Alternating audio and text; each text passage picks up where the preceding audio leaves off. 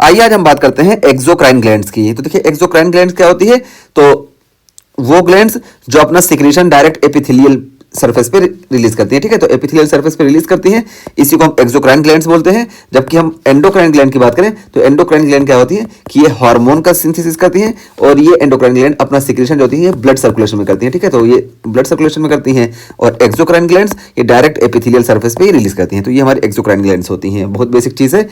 तो देखिए बताया भी क्या कि gland that produce substance other than hormone, तो हार्मोन के अलावा जो सब्सटेंस प्रोड्यूस करने वाली ग्लैंड होती है उसी को हम एक्सोक्राइन ग्लैंड बोलते हैं। तो देखिए यहाँ पे दूसरे मानो बता दिया गया है कि एंडोक्राइन ग्लैंड कौन सी होती है, जो हार्मोन का प्रोडक्शन करती है और ये सिस्टमिक सर्कुलेशन में करती है, और इसके अलावा जो ग्लैंड्स होंगी वो एक्सोक्राइन ग्लैंड्स होती हैं। और वैसे हम बता दें कि एक्सोक्राइन ग्लैंड्स जो होती है ये अपना सिक्रेशन जो होती है ये एपिथेलियल सरफेस पे करती है। ठीक है, तो ये होती है एक्सोक्राइन ग्लैंड्स और ये मेनली तीन टाइप की होती है, मीरोक्राइन, एपोक्राइन और हेलोक्राइन। ठीक है, तो हम बात करते हैं। तो ये हो गया gland that produce substance other than hormone, तो हार्मोन के अलावा जो दूसरे सब्सटेंस प्रोड्यूस करने वाली ग्लैंड होती है उसको हम एक्सोक्राइन बोल दिए। तो डिफिनेशन किसी भी तरह से हो सकता है। ठीक है, तो ये चीज हुआ। और क्या, that are release through duct to the exterior of the body. तो ये क्या होता है, एक्सटीरियर ऑफ द बॉडी होता है ना कि यहाँ पे एपिथेलियल सरफेस पे ही रिलीज करती है। ठीक है, तो एक्सटीरियर ऑफ द बॉडी, चाहे यहाँ पे देखिए एक्सटीरियर का मतलब ये नहीं कि स्किन पे रिलीज करेंगी, मतलब कहीं पे भी रिलीज कर सकती है। मतलब ये कि ये एपिथेलियल सरफेस पे रिलीज करती है। जैसे देखिए ये देखिए पेनक्रियास जो रिलीज करती है, ये देखिए ये भी एक्सोक्राइन ग्लैंड है और यहाँ पे देखिए एपिथेलियल सरफेस पे रिलीज करती है। ठीक है, तो यहाँ पे ये है। ठीक है, बताया गया।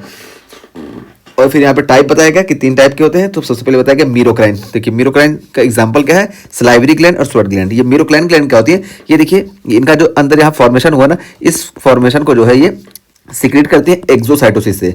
एक्सोसाइटोसिस हमको मालूम है कि क्या होता है कि यहाँ पे जो वो साइकिल में हमको सब्सटेंस भरा हुआ दिखाई देता है और फिर यही वो साइकिल जो होती है कि इसमें इम्बीड होकर बाहर निकल जाती है। तो एक्सोसाइटोसिस के जरिए हमको मीरोक्राइन ग्लैंड में सिक्रेशन देखने को मिलता है और इसी को हम बोलते हैं ईक्राइन ग्लैंड। और यहाँ पे देखिए एग्जांपल के तौर पे हमारे पास है स्लाइवरी ग्लैंड और स्वेट ग्लैंड। ठीक है, तो स्लाइवरी ग्लैंड में भी हमको एक्सोसाइटोसिस देखने को मिलती है और हमको स्वेट ग्लैंड में भी एक्सोसाइटोसिस देखने को मिलती है। और इसी तरीके से पेनक्रियाटिक एसिनी में भी हमको एक्सोसाइटोसिस देखने को मिलती है। ये देखिए पेनक्रियाटिक एसिनी में यहाँ पे भी देखिए हमको एक्सोसाइटोसिस देखने को मिली, तो पता चला कि ये भी मीरोक्राइन ग्लैंड है। ठीक है, तो ये मीरोक्राइन ग्लैंड हो गई, इसमें सेल का कोई नुकसान नहीं होता, आराम से एकदम से सिक्रीशन हो जाता है। ठीक है, एक्सोसाइटोसिस से।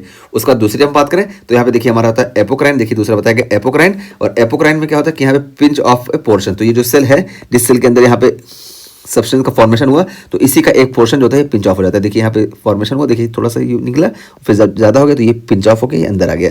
तो यहाँ पे एपोक्राइन ग्लैंड में पिंच ऑफ पोर्शन देखने को मिलता है। देखिए यहाँ पे बताया गया pinch portion of the cell, तो सेल का जो है एक पोर्शन ये पिंच ऑफ हो जाएगा। और देखिए इसका एग्जांपल हमारे पास मेमरी ग्लैंड है। ठीक है, तो बहुत ही बड़ी एग्जांपल मेमरी ग्लैंड ये एपोक्राइन ग्लैंड का एग्जांपल है। और उसके बाद तीसरा हम बात करें तो हमारे पास होलोक्राइन ग्लैंड होता है। यहाँ पे होलोक्राइन ग्लैंड यहाँ पे एकदम होल हो जाता है, होल होता है तो क्या आर पार, यानी यहाँ पे बीच वाला सेल ही गायब हो जाता है। ठीक है, तो होलोक्राइन में क्या होगा कि यहाँ पे डिसइंटीग्रेटिंग सेल, तो सेल जो होगा डिसइंटीग्रेट हो जाएगा, यानी सेल देखिए पूरा होल हो गया सेल में, तो सेल पूरा ये अंदर चला जाएगा। तो यहाँ पे देखिए इंटायर सेल डिसइंटीग्रेट हो जाएगा और यहाँ पे जो सिक्रीशन हुआ था ये पूरा यहाँ पे चला जाएगा। ठीक है, तो यह पूरा सेल जो है डिसइंटीग्रेट हो गया, यहाँ आ गया और ये सिक्रीशन इधर आ गया। तो इसका एग्जांपल हमारे पास सबीसियस ग्लैंड है। ठीक, तो ये तीन टाइप्स हो गए, तीनों टाइप हमको याद रखना है। बाकी एक्सोक्राइन ग्लैंड तो बहुत आसान चीज़ है, ये तीनों टाइप याद रखेंगे कि हमको जो मोस्टली देखने को मिलता है ये मीरोक्राइन देखने को मिलता है, ये स्वेट ग्लैंड में, इसी तरीके से स्लाइवरी ग्लैंड में और पेनक्रियाज में, पेनक्रियाज के एसएनएस में, ये एसएसपी में हमको देखने को मिलता है। ठीक है, तो ये हमारा हो गया। और एपोक्राइन ग्लैंड ये सिर्फ हमको मेमरी ग्लैंड में देखने को मिलता है, और होलोक्राइन ग्लैंड जो होता है ये हमको सबीसियस ग्लैंड में देखने को मिलता है। ठीक है, तो होलोक्राइन ग्लैंड, तो सबीसियस में होलोक्राइन क्यों देखने को मिलता है, तुमको मालूम है कि यहाँ पे लिपिड कंटेंट ज़्यादा होता है ना, तो यहाँ पे एक्सोसाइटोसिस वगैरह बहुत टफ होती है, इस वजह से यहाँ पे सबीसियस ग्लैंड में हमको होलोक्राइन सिक्रेशन देखने को मिलता है। ठीक है, होलोक्राइन ग्लैंड होती हैं। और एपोक्राइन देखिए इसको हम ऐसे याद रखेंगे कि मेमरी ग्लैंड में होता है, और मेमरी ग्लैंड में क्या होता है कि फैट कंटेंट भी कुछ होता है, कुछ वाटर कंटेंट भी होता है। ठीक है, इस वजह से हमको यहाँ पे दोनों फीचर, यानी हल्का सा यहाँ पे हमको पिंच ऑफ देखने को मिलेगा। यहाँ पे देखिए पूरा एकदम से फैट था, इस वजह से यहाँ पे हमको पूरा सेल का डिजेनरेशन देखने को मिल रहा था। यहाँ पे मेमरी ग्लैंड में जो मिल्क होता है इसमें कुछ फैट भी होता है, कुछ वाटर भी होता है, इस वजह से यहाँ पे कुछ हमको पिंच ऑफ देखने को मिलता है। ठीक है, पूरा डिजेनरेशन नहीं देखने को मिलता है। और उसके अलावा हम बात कर रहे हैं यहाँ पे मीरोक्राइन ग्लैंड में, तो मीरोक्राइन ग्लैंड में देखिए जितना भी है इसमें वाटर कंटेंट ज़्यादा होता है। ठीक है, वाटर कंटेंट ज़्यादा होता है, इस वजह से यहाँ पे पिंच ऑफ वगैरह की जरूरत ही नहीं पड़ती, यहाँ पे सीधा सेक्रेटरी वो साइकिल जो होता है ये एक्सोसाइटोसिस से बाहर निकल जाते हैं। ठीक है, तो इस तरीके से इसको हम याद रखेंगे तो हमारे लिए याद रखना आसान रहेगा। वाटर कंटेंट और फैट के बेसिस पे सबसे ज़्यादा वाटर कंटेंट इसमें होता है, इस वजह से आसानी से निकल जाता है, सेल का कोई नुकसान नहीं होता है।